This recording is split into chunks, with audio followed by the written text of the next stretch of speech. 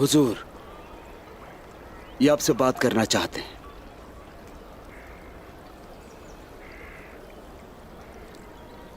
कहिए क्या है? मुझे आपके नुकसान पर अफसोस है उस्मान साहब। अल्लाह आपसे राजी हो। अब बताइए।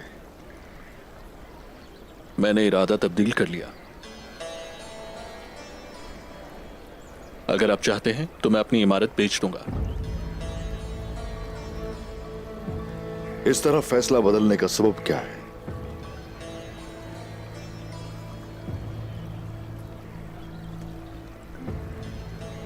मुझे लगता है कि यह ज्यादा मौजू रहेगा।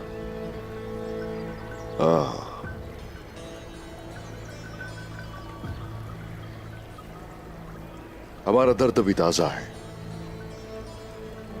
इस पर फिर बात होगी।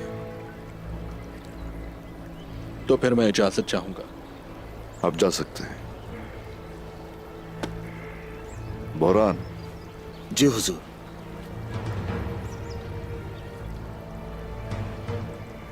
इस मसले पर बाद में बात करेंगे। जैसा आप कहें। जाओ।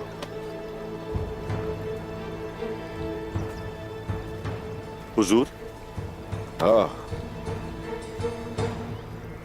ये कोनिया से आया है हुजूर।